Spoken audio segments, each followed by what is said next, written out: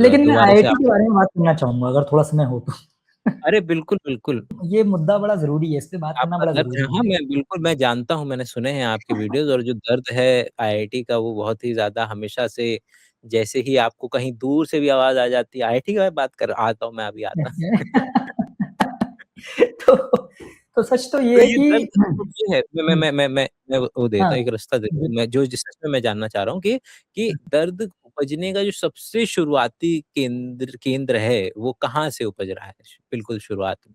अगर मैं आईआईटी की बात करूँ, आईआईटी का जो दर्द है, हाँ, हाँ, वो इस तरीके से सबसे जो मुझे लगता है जो मेजर प्रॉब्लम हमने फेस की रीसेंट टाइम्स में या फिर रीसेंट टाइम्स तो उल्टा लगता है मुझे कम हुई है, लेकिन लंबे समय से चलती चली आ रही थी, बहुत लंबे समय से लोगों ने परेशान कर रखा था और है भी वैसे भी।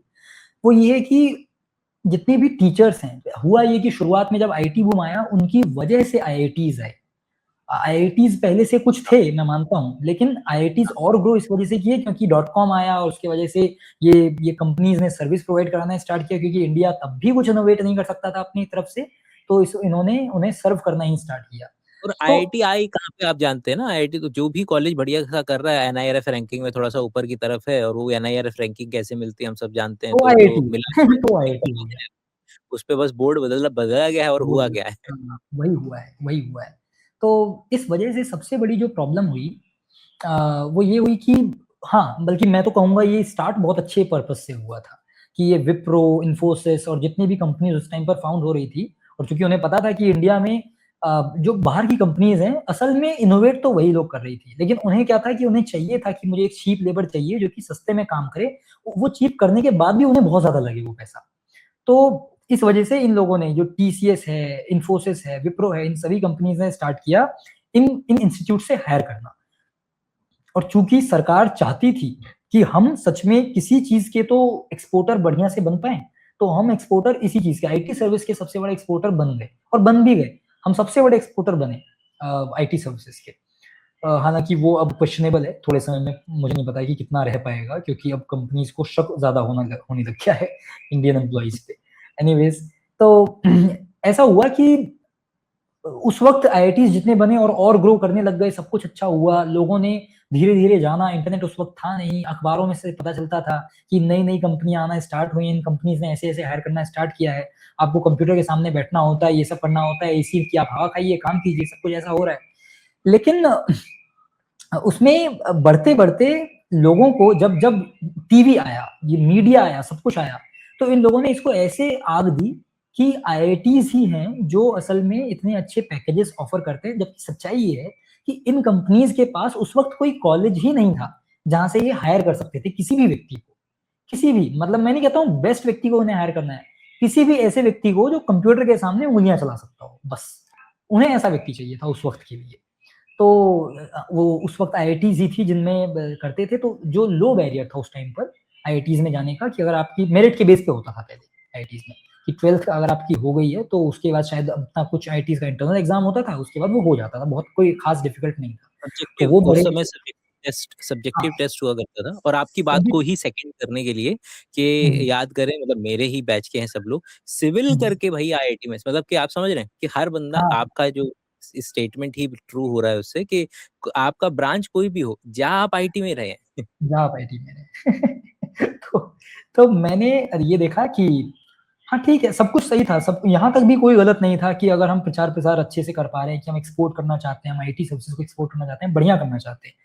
लेकिन ये कब एक ऑब्सेशन में बदल गया लोगों के लिए और ख़ास तौर पर इंडियन पेरेंट्स के लिए ये पता चलना बड़ा मुश्किल है क्योंकि इन कंपनीज़ ने, इन इन कोचिंग इंस्टीट्यूट्स ने इसे इस तरीके से बेचना स्टार्ट कर दिया कि आईटी सर्विसेज़ में जाना इस टाइम पर सबसे बड़ी अचीवमेंट है। इससे बड़ी अचीवमेंट इस वक़्त आपके सामने कोई नहीं हो सकती है। एक सरकारी एग्ज़ाम जो पहले से चलते आ ही रहे हैं और दूसरी एक ये चीज़ हो गई। इसके अलावा अगर आप कोई भी चीज़ कर रहे हैं तो इसका मतलब आप बहुत सारी चीज़ें मिस आउट कर रहे हैं। और इन्होंने बार-बार, बार-बार एक ही चीज़ को बताया कि पैसा बहुत मिलता है इसमें। हालाँकि स्टार्ट इन्होंने वही 3 सवा 3 लाख से भी किया था, वो भी बहुत बड़ा अमाउंट था वैसे तो उस वक़्त के लिए। लेकिन आज भी ये कंपनी वहीं पर रह गई क्योंकि अब तो ख़ैर इन्होंने अपना प्रोसेस कभी चेंज किया ही नहीं हायरिंग का। तो आईआईटीज़ में अभी हायर करते हैं तो फिर बड़े इंजीनियर्स को करते हैं लेकिन इस पैकेज पे इनको हायर करते हैं, ये छोटे कॉलेज से जो लोग होते हैं उनको हायर करते हैं। हाँ जी, तो प्रॉब्लम ये तब होने लग गई जब इन कोचिंग इंस्टीट्यूट्स ने ये कहना स्टार्ट कर दिया कि आपके बच्चे अगर ये नहीं कर रहे हैं तो फिर वो कुछ खास नहीं कर रहे अपनी लाइफ में। ओके, यहाँ तक भी ठीक था। एक बार को कहता हूँ कि चलो कोई बात नहीं, हम बहुत खास नहीं कर रहे, लेकिन हम कम से कम खुश तो थे। लेकिन जैसे ही ये इंटरनेट आना स्टार्ट हुआ, वीडियोस आना स्टार्ट हुई, तब से जाकर के वो वीडियोस नहीं आती हैं वो टीचर्स की, कि एक ऐसे प्रोफेसर थे आईआईटी में जिन्होंने एक रात में ऐसा एग्जाम बनाया था कि सब हालत खराब हो गई थी। ऐसा होता है आईआईटी। जबकि आईआईटी में फ्लेक्स करने की ये चीज ना होने के बजाय फ्लेक्स करने की ये बात होनी चाहिए कि आप वहां पर जाकर के कितना और मेंटली स्टेबल हो पाए, और आप कितना सोशली एक्सेप्टेबल हो पाए, है ना। आप इनेप्ट तो नहीं हो गए, आप इम्बेसिल जैसे तो नहीं साउंड करने लग गए। कई बार ऐसा भी हो जाता है। मैं सबको नहीं कहता हूँ, लेकिन कई लोगों के साथ ऐसा होता भी है ना। तो ये एक प्रॉब्लम थी। अब जितने भी लोग कोटा जा रहे थे, तो कोटा जाने में बार-बार इन्हें ये एक आइडिया तो बेचना ही था। देखो भई कि ऐसा है, मेहनत अगर करोगे तो आईआईटी मिल जाएगा, मेहनत अगर करोगे तो आईआईटी मिल जाएगा। और आईआईटी में, और आपने शायद वो वीडियो देखी होगी, ज़रूर देखी होगी, इतनी पॉपुलर वीडियो है। नितिन विजय सर की वीडियो है। वो कहते हैं कि अ, अगर जो है आईआईटी जाने के बाद पढ़ना ना पढ़ना तुम्हारी मर्जी है, लेकिन यहाँ पर जो है तुम्हें 1 साल पढ़ना है, 2 साल पढ़ना है, लेकिन इसके बाद आईआईटी जाना है। अगर पढ़ गए तो बहुत अच्छी बात है, नहीं पढ़े तो भी अच्छी बात है। वो तुम्हारी चॉइस होनी चाहिए। अब तुम्हारा डिसीजन है, अब तुम्हें कंपल्सिवली पढ़ना पड़ेगा, तब जाके तुम आईआईटी जा पाओगे। इन किसी भी टीचर ने, इन किसी भी व्यक्ति ने कभी ये नहीं कहा कि आईआईटीज़ तो इतने हैं ही नहीं। आईआईटीज़ तो इतने हैं ही नहीं, आईआईटीज़ में सीट्स ही इतनी नहीं है। जब ओवरऑल अगर आप देख रहे हैं कि सारी आईआईटीज़ को मिलाकर भी 5-10 हज़ार के आसपास ही सारी सीटें हैं, और जिसमें से भी टॉप तब माना जा रहा है जब आप शुरू के 4,000 या 3,000 के अंदर आ रहे हैं। उसके अलावा आप किसी भी आईआईटी में हैं, तो आप कहेंगे कि आप जो है टॉप आईआईटी से हैं नहीं, आपने कुछ खास नहीं किया है। ये अगर प्रॉब्लम, तो ये आइडिया बेचते-बेचते इतना ज़्यादा बिक गया कि लोग अब परेशान होना स्टार्ट हो गए, सबसे बड़ी बात तो।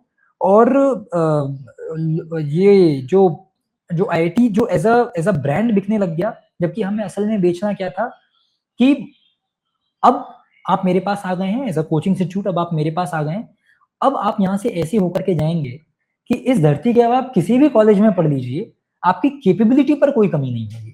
अब आप वहाँ से भी अपनी चीज़ों को बिल्ड कर सकते हैं। तो हमारा जो एम होना चाहिए था, वो ये होना चाहिए था कि हर ही कॉलेज, अच्छा कॉलेज का रोल क्या रहा? आप ही सोच के बताएँ कि कॉलेज का क्या रोल रहा? अगर कॉलेज में क्रीमी लेयर के बच्चे जा रहे हैं, और उन क्रीमी लेयर के बच्चों को और उनमें से क्रीम निकाल करके टॉप हम इंस्टीट्यूशंस में भेज पा रहे हैं, या और टॉप ऑर्गनाइजेशंस में भेज पा रहे हैं, और बाकी को नहीं कर पा रहे हैं, तो फिर कॉलेज का रोल क्या रहा? मेरा मानना है कि अगर कॉलेज का रोल ये था कि मैं, ठीक है, मैं समझता हूँ कि एक एंट्रेंस टेस्ट होना चाहिए जिसमें कि हमें लायकता पता चलनी चाहिए, ये सब होना चाहिए। इस वजह से सारा का सारा पीछे का जो सिस्टम था वो बिगड़ता चला गया। स्कूल्स बिगड़ते चले गए। स्कूल में बच्चे डमी लेकर के वो सिर्फ कोटा में या फिर किसी और जगह पर सिर्फ प्रिपरेशन ही कर रहे हैं। वो अपनी स्कूल लाइफ नहीं जी रहे हैं, वो खुश नहीं हैं, वो मोटे-मोटे चश्मे लग गए हैं उनको, वो ये सारी प्रॉब्लम होना स्टार्ट हो गई, बहुत ज़्यादा हुआ। अच्छा, मोटे चश्मे लगना जिसे कहते हैं कि एक हम निशानी मानते हैं कि बहुत पढ़ा होता है, असल में वो गलत तरीके से पढ़ा होता है, इस वजह से होता है वो। तो ज़्यादा इसी वजह से होता है वो कि गलत तरीके से पढ़ा हुआ होता है। लेकिन हाँ, जितने भी लोग आईआईटी की प्रिपरेशन करने के लिए गए, तो उस वजह से जितना पूरा पीछे का जो पाइपलाइन था, स्कूलिंग का पाइपलाइन या कॉलेज का पाइपलाइन, वो सब खराब हो गया, सब कुछ। अब किसी की कोई वर्थ नहीं है। आपने किस स्कूल से क्या किया, कोई फ़र्क नहीं पड़ता। आपने किस और कॉलेज से क्या किया, कुछ नहीं। अगर आप आईआईटी ने किया है, आपको एक वैलिडेशन मिल गई मार्केट में। अब आप कुछ भी, आपको एक वैल्यू मिलेगी, आपको स्टार्टअप्स के लिए जो वीसी फंडिंग्स होती हैं, वो मिलेंगी, आपको रिस्पेक्ट मिलेगी, सब मिलेगा। लेकिन अगर आप आईआईटी से नहीं हैं, तो इसका मतलब आपने चाहे कितना ही कुछ किया हुआ हो, चाहे आप अपनी लाइफ में खुश हों खुद से, ज़रूरी नहीं है कि हर व्यक्ति को एक स्टार्टअप बिल्ड करके मिलियन डॉलर या बिलियन डॉलर कंपनी में काम करना हो या बनाना ही हो। पहली बात है कि खुशी को हमने प्रायोरिटाइज़ करना बिल्कुल बंद कर दिया, जब से ये सारी चीज़ें हुई। तो इस वजह से मेरा पेन पॉइंट है कि एक तो आईआईटीज़ जो है इस तरीके से सेल तो नहीं होनी चाहिए, कि आईआईटीज़ ही हैं लास्ट गोल किसी भी इंजीनियर का, लास्ट डेस्टिनेशन किसी भी इंजीनियर का, या पिलग्रिमेज हो गया उनके लिए तो, कि यही पिलग्रिम है जहाँ पर पहुँचना ही पड़ेगा। अगर आप नहीं पहुँचे, तो आप क्या ही इंजीनियर बन रहे हैं असल में। एक बात ये हो गई। मुझे लगता है कि पूरे करिकुलम पर अच्छे से काम किया जा सकता है। मैंने जिस करिकुलम को पढ़ा हुआ है, I respect that curriculum very much. भले ही आजकल मैं इंजीनियर्स को सुनता रहता हूँ पचासों बार कि हमने बहुत पुरानी-पुरानी चीज़ें पढ़ी हुई हैं, लेकिन सच ये है कि उन्हें ये लगता है, और हो सकता है इससे बहुत सारे लोग डिसएग्री करेंगे, बिल्कुल मैं मानता हूँ, लेकिन ये मेरा अपना पॉइंट है। वो ये है कि जॉब पाने के लिए आपको पूरी इंजीनियरिंग के जो 40 सब्जेक्ट्स होते हैं, उनमें से 4 से 5 सब्जेक्ट्स की ही ज़रूरत होती है, जॉब पाने के लिए, अगर आपको सिर्फ़ एक जॉब पानी है तो। लेकिन अगर आपको जॉब नहीं पानी और आपको सच में इंजीनियरिंग करनी थी, तो वो 40 में से 1 सब्जेक्ट भी ऐसा नहीं है जो कि आपको यूज़लेस लग सकता है। मैंने सारे सब्जेक्ट्स को उसी हिसाब से पढ़ने की कोशिश की है कि मेरा अपना इंटरेस्ट था पहली बात तो। मैं मानता हूँ सबके लिए वो इंटरेस्ट नहीं हो सकता है, लेकिन करिकुलम ही इतना खराब कर रखा है, करिकुलम मतलब बनाया हुआ अच्छा है, लेकिन उसका एप्लीकेशन इतना खराब है, इम्प्लीमेंटेशन खराब है कि और आईआईटीज़ में वो ठीक-ठाक है, ये भी सच बात नहीं है।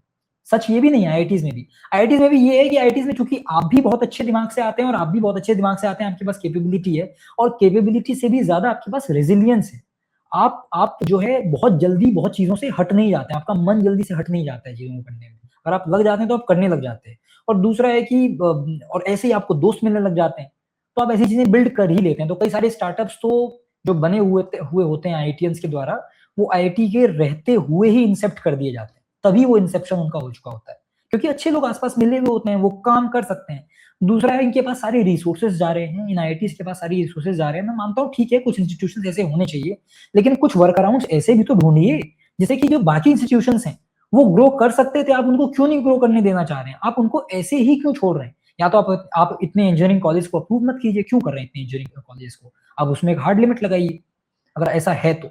और लेकिन अगर ऐसा नहीं है, तो आप सारे इंजीनियरिंग कॉलेजेस को रेगुलेट क्यों नहीं करते हैं? आप ये क्यों नहीं देखते हैं कि वहाँ पर जो शिक्षा-दीक्षा हो रही है, वो सही से हो भी पा रही है, नहीं हो पा रही है? क्या टीचर्स और स्टूडेंट्स का रेशियो है? क्या सच बात हो रही है? क्या आपको रिक्रूट्स अच्छे करने की ज़रूरत है? क्या इन कॉलेजेस में जो टीचर्स हैं, वो क्वालिफाइड हैं? अगर वो क्वालिफाइड हैं, तो क्या वो ऑन पेपर क्वालिफाइड हैं? इंटरव्यू के लायक थे भी या नहीं थे? ऐसी भी कई सारी बात है। मैं तो खुद ऐसे कई सारे टीचर्स से पढ़ा हुआ हूँ, जिनको मतलब I have huge respect for the teachers that have taught me something और जिन्होंने सच में जो टीचर हो जाते हैं मतलब एक होता है मैं समझता हूँ एक होता है टीचर एक होता है बिल्कुल जिसे हम कहते हैं गुरु और गुरु इंग्लिश वर्ड भी है तो गुरु वो होता है जिसने कुछ ऐसा बता दिया और जिसको अगर मैं अपनी पूरी जिंदगी खुद से कोशिश कर भी लेता ना तब भी मैं हासिल नहीं कर पाता टीचर तब भी वही चीज बताते हैं जो कि अगर मेरी कोशिश थोड़ी मैं हाथ पांव मार लूं तो मैं निकाल लूंगा कहीं ना कहीं से तो मुझे अपने जीवन में ऐसे गुरु मिले हैं लेकिन जो कई सारे ऐसे टीचर्स मिले हैं उन लोगों ने दो ही चीजें दिखाई एक कि वो पहली बात तो केपेबल नहीं थे जो भी सब्जेक्ट वो पढ़ा रहे थे उसके वो सब्जेक्ट उनका था ही नहीं जो रिसर्च सब्जेक्ट उनका रहा है क्यों ना हम उन्हें वही पढ़ाने दें मैं बिल्कुल समझता हूँ कि इकोनॉमिकली हम इतने स्ट्रांग नहीं है कि हम इतनी सारी चीजों को इम्प्लीमेंट एक साथ कर पाए लेकिन एटलीस्ट आपको सोचना स्टार्ट करना चाहिए आपने आईआईटीज को इतना ज्यादा सीरियस लेना स्टार्ट कर दिया कि बाकी सारे कॉलेज को आपने सीरियस बिल्कुल लेना बंद रखा है इतने कॉलेजेस हैं ट्यूशन से भी खराब चल रहे हैं उनके कैंपसेस ट्यूशन से भी छोटे हैं और इतने खराब हैं उनके पास कुछ नहीं है करने को कुछ भी नहीं है उनके कंप्यूटर लैब्स में स्मार्ट बोर्ड्स और ये सब सेटअप हुए हैं ट्रेनिंग दी गई थी सरकारी पैसा आया भी था मैं मानता हूँ लेकिन कभी उनको वापस चेक करने नहीं गया कि क्या हो रहा है क्योंकि इन टीचर्स को 7 दिन की ट्रेनिंग आप दे रहे हैं 7 दिन की ट्रेनिंग में जिस व्यक्ति ने सिर्फ और सिर्फ बुक से पढ़ के कॉपी में लिखा वो असाइनमेंट ही बनवा सकता है आपसे अब कंप्यूटर साइंस में असाइनमेंट ऑन पेपर असाइनमेंट बनते नहीं है लेकिन तब भी ये टीचर्स बार बार आपको ऑन पेपर असाइनमेंट की paper pen and paper based assignments आपको देते हैं जो कि यूजलेस हैं वो मैं आपको बताऊं एक बात जैसे सब्जेक्ट्स होते हैं हमारे पास ऑपरेटिंग सिस्टम कंप्यूटर नेटवर्क्स और डीबीएमएस वगैरह सब्जेक्ट्स होते हैं अब इन सब्जेक्ट्स को मैं इस तरीके से देखता हूँ जैसे आप हिंदी मीडियम से पढ़े हुए तो आपको याद होगा कि आपने बहुत सारी कहानियां पढ़ी मेरी तरफ से आपको एक क्वेश्चन इसमें ये है कि आप सोचिए आपने कहानी पढ़ी और आपसे पूछा गया कि बात बताइए कि मोहन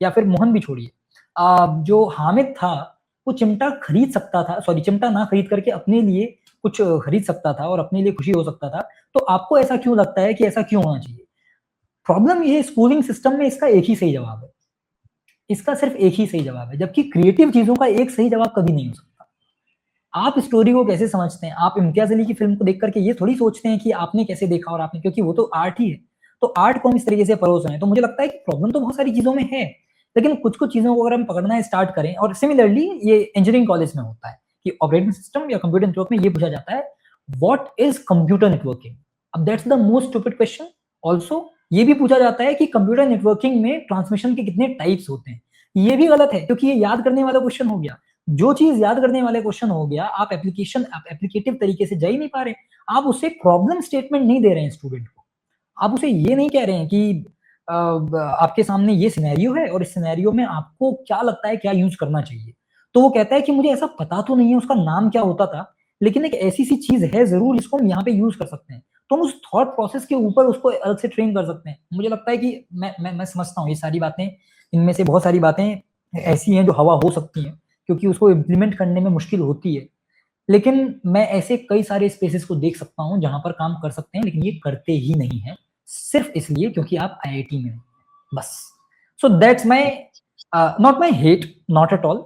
आई लव कि जो आईआईटीज कर पा रहे हैं, जो आईआईटीज इंटरनली अपने स्टूडेंट्स के साथ कर पा रहे हैं, लेकिन इस वजह से जो बाकी लोग लेफ्ट आउट हैं, उनको जो ध्यान नहीं दिया जा रहा है, मुझे लगता है उन पर ध्यान हम दे सकते हैं।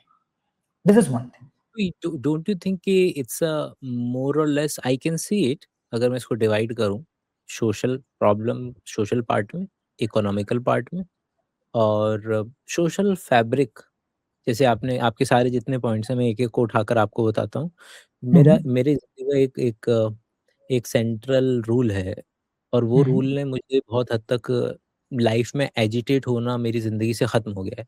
और वो ब्रह्म स्टेटमेंट है कि समझदारी ये नहीं है कि जब आप ये बोलेंगे, "अबे यार तू पागल-वागल है क्या? तेरे को समझ नहीं आ रहा है कि क्या बोल रहा हूँ मैं?" समझदारी की पराकाष्ठा ये है कि जब आप ये समझ पाएँ कि सामने वाला क्यों नहीं समझ पा रहा है। ये तो और है। ये जो है, ये पर्टिकुलर जो ब्रह्म वाक्य है मेरी ज़िंदगी का, उससे मैं एजिटेट होना एटलीस्ट मेरी ज़िंदगी से ख़त्म हो चुका है। और एज़ अ कॉन्सिक्वेंस हुआ, मैं चाह नहीं रहा था कि मेरी ज़िंदगी से जाए, क्योंकि ये एजिटेशन मतलब कभी-कभी वो ज़ील पैदा करता है, अच्छी बात है, फायदा लेकिन करता मेरी ज़िंदगी से हाँ, एज़ अ कॉन्सिक्वेंस ये मेरी ज़िंदगी से ख़त्म हो गया है। है। जी। तो जैसे मैं आपके जितने भी स्टेटमेंट थे उसको एक-एक केवल और केवल ये पता करने के लिए कि आखिर क्या वजह रही होंगी। मैं नॉट टू डिफेंड, क्योंकि या। एज़ जिद्दू कृष्णमूर्ति सेज़ के you have to look at it as objectively as it can possible, कि लाइक पे अटमोस्ट अटेंशन। जब आप अटमोस्ट यस। अटेंशन देंगे तो कुछ कुछ पता चलेगा कि आखिर वो कैसा रहा था। जैसे आपने जैसे एक शब्द बोला, आपने पिलग्रिम शब्द बोला था और पिलग्रिम शब्द से मुझे एक जो ताना-बाना मैं अगर बुनूँ तो वो ये है कि भारत में एक एक आइडिया बहुत प्रचलित है, वो अलग-अलग फ़ॉर्म और नज़रिए से आपको हर जगह देखने के लिए मिलेगा और उसका नाम है पाप धोना।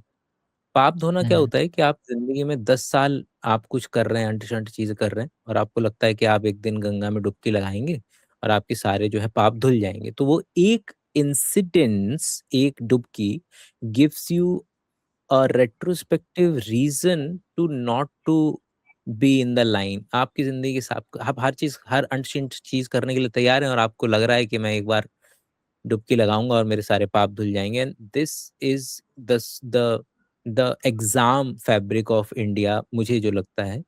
आप देखें कि 11वीं-12वीं आप बर्बाद कर सकते हैं और फिर आप 1 साल का ड्रॉप लीजिए, कोटा जाइए और आप एक डुबकी लगाइए। उसमें अगर आपने एक बार डुबकी लगा ली और सिलेक्शन हो गया, तो पिछले 12 साल के पाप माफ़ हैं आपके। अगर आप ना कर पाए किसी भी गलती से, तो आपको दोबारा मौका दिया जाएगा, क्योंकि हमने ये भी तो लोगों को ब्रेन वॉश किया हुआ है कि अगर आप आईआईटी नहीं गए तो फिर करोगे आप कुछ बीएससी फिज़िक्स करोगे और क्या करोगे?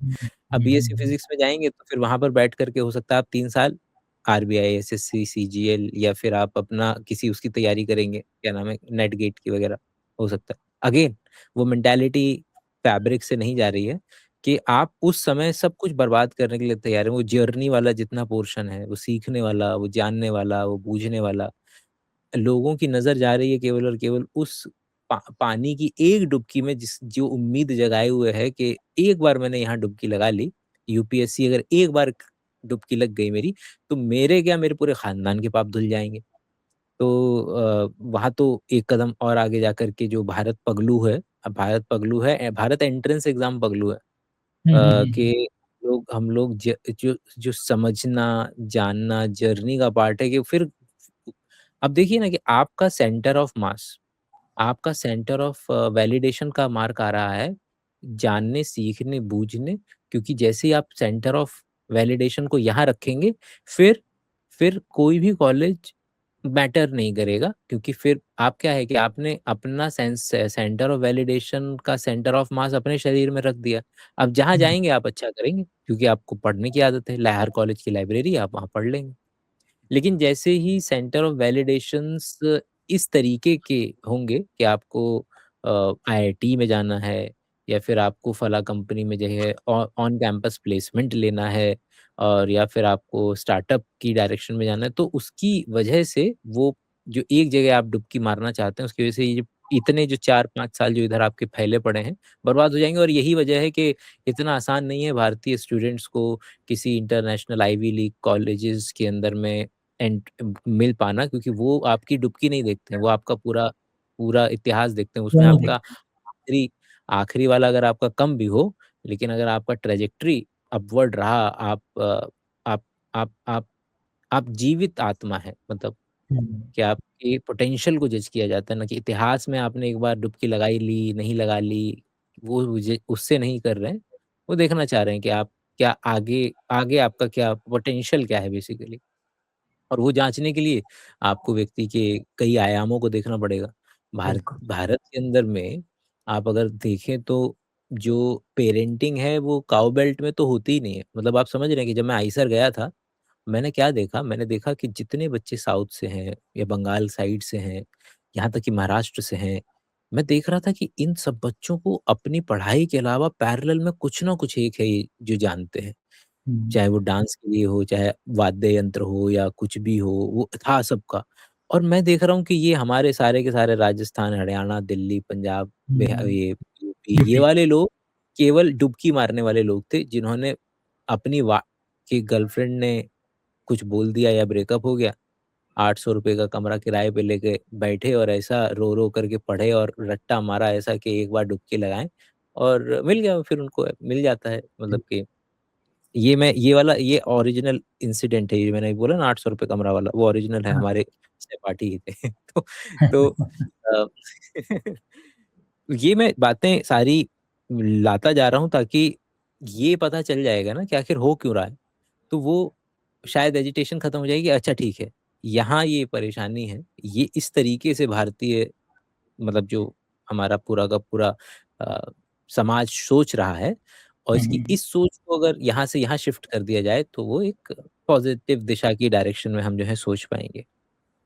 दूसरा आइडिया मेरे को ह्यूमन बिहेवियरल बायोलॉजी से नज़र आता है, जो आपने कहा मतलब कि जितने भी आपके मतलब अ, जो आपको प्रॉब्लम चीज़ें हर्ट कर रही हैं, उसका एक आइडिया आता है ह्यूमन बिहेवियरल बायोलॉजी के इस आइडिया से कि हम जो डेटा है, दिमाग इवोल्यूशन में बड़े डेटा को समझने के लिए पैदा नहीं हुआ है।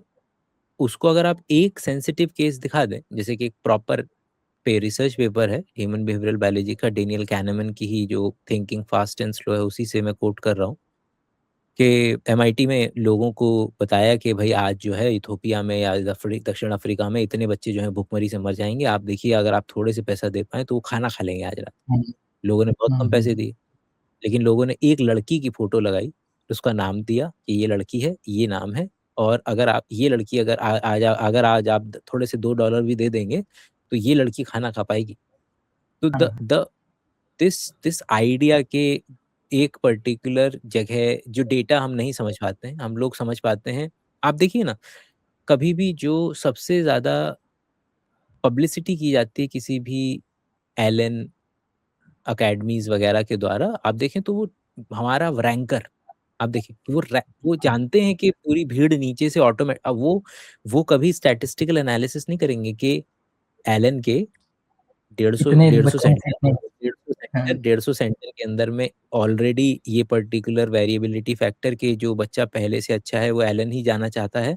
वो आप जैसे-जैसे स्टैटिस्टिकल नॉर्मलाइज़ेशन बोलते हैं इसको ना, कि आप जैसे-जैसे स्टैटिस्टिकल नॉर्मलाइज़ेशन करते जाएँगे, जितनी लेयर आप नॉर्मलाइज़ेशन की लगाएँगे, आपको पता चलेगा कि there are no no better than any institute. और कभी-कभी आपको ये भी देखने के लिए मिलेगा कि लॉ ऑफ स्मॉल नंबर और लार्ज नंबर के लॉ ऑफ स्मॉल नंबर में कोई रैंडम इंस्टीट्यूट जहाँ पे 5 बच्चे थे और वहाँ पर 5 बच्चों में से 3 बच्चों का सिलेक्शन हो जाता है, तो वो चिल्लाने लगते हैं, देखिए हमारे यहाँ तो बच्चों का सिलेक्शन होता है। लेकिन जब आपके सैंपल साइज़ बहुत कम होता है, तो उसके स्क्यूड होने की संभावना बहुत बढ़ जाती है। तो पाँचों में से मतलब 5 बार अगर हेड टेल करें, तो 5 में से 3 बार हेड आ जाए, तो संभावना अच्छी खासी है। लेकिन हुँ, अगर आप 5000 बार हेड टेल करेंगे, तो उसमें लगभग-लगभग हमेशा वो 50-50 के करीब ही रहेगा। ये किताब है अ, ब मैल्कम ग्लैडवेल की आउटलायर और एक म 1-2 किताबें हैं जहाँ पर ये बार-बार ज़िक्र आता है कि किस तरीके से क्योंकि ये स्टडी थी आपने आपने सुना है वो वाला आइडिया कि एक अच्छा स्कूल या अच्छा कॉलेज वो होता है जहाँ पर जहाँ पर टीचर और स्टूडेंट का रेशियो जो है वो अच्छा हो, मतलब कि एक टीचर हो तो हुँ, 5 स्टूडेंट हो, 1 टीचर हो, तो वो कॉलेजेस या वो अच्छे माने जाते हैं। ये मिसलीडिंग डेटा है इस वर्ल्ड का, one of the biggest myths में से है, क्योंकि ये लॉ ऑफ स्मॉल नंबर को, क्योंकि जब जैसे उस पर्टिकुलर किताब में उस व्यक्ति ने उस डेटा को दोबारा निकाला, री एनालाइज़ किया, और री एनालाइज़ करने पे क्या पता चला कि ये सिलेक्टिव रिप्रेजेंटेशन था, सिलेक्टिव डेटा कोड किया गया था, क्योंकि वो कॉलेजेस या स्कूल्स वाक़ई में थे जिसमें नंबर ऑफ स्टूडेंट्स का कम था, वो मतलब कि बच्चे कम थे, तो वो अच्छा कर गया। लेकिन जो स्कूल सबसे बुरे किए थे, वो भी वही थे जिसमें टीचर और स्टूडेंट का हुँ। रेशियो जो है कम था। तो जिसकी वजह से लोगों को ये भ्रम बहुत पॉपुलर है कि आप अगर टीचर स्टूडेंट का रेशियो कम कर दें तो ऑटोमैटिकली क्लास जो है वो कुछ ज़्यादा ही बेहतरीन हो हाँ, जाएगी। नहीं ये मेरा अ, भ्रम हालाँकि नहीं है। ये स्टूडेंट और टीचर, क्योंकि मैं क्लासेस पढ़ा चुका हूँ।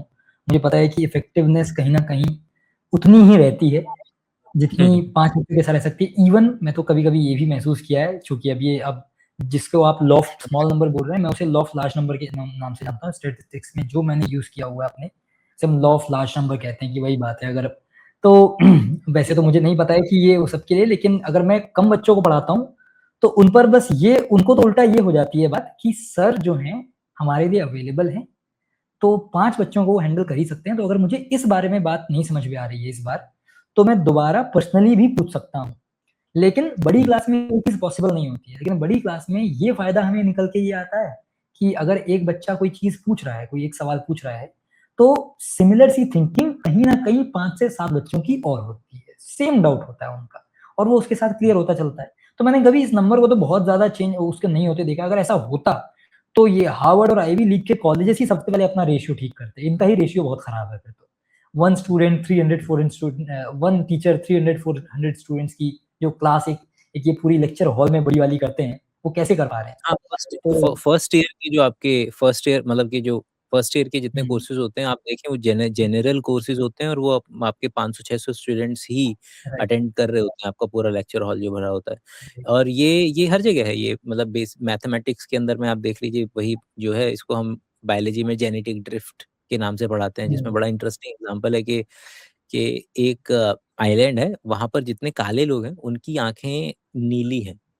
अब हुआ हुँ, यूँ कि वो वही है ना कि जो शुरुआती पॉपुलेशन थी वो नीली आँखों वाली वहाँ पे पहुँच गई गलती से, और हाँ, वहाँ पर जब हाँ। पॉपुलेशन बढ़ी तो वो वही नीली आँखों वाले काले काले लोग, मगर आँखें हरी नहीं, नीली वगैरह कॉम्बिनेशन जो है वो मिल जाएगा आपको। अच्छा, इसके अलावा जो पीछे की डायरेक्शन में हम चल रहे थे, जो मैंने कहा कि एक ही पर्टिकुलर व्यक्ति को देख पाना या उसको ध्येय मान करके आगे बढ़ पाना लोगों के लिए कंपैरेटिवली आसान होता है, जिसकी वजह से आप देखें तो आईआईटी टॉप पे चला गया, या फिर टॉपर्स जो हैं वो उसी तरीके से सिलेक्ट किए चले जा रहे हैं लोग। एक ही व्यक्ति के बेसिस पे सारे को खींच लेते हैं। एक व्यक्ति का पैकेज जाना है, मतलब पूरे कॉलेज में से किसी एक व्यक्ति का पैकेज जाना है, और उस एक पैकेज के लिए पूरा कॉलेज जो है वो शिफ्ट ऐसे भाग रहा होता है, मतलब उसको गाजर की तरह देख करके। मिलना इनका आप ही का स्टेटमेंट है कि मीडियन देखिएगा।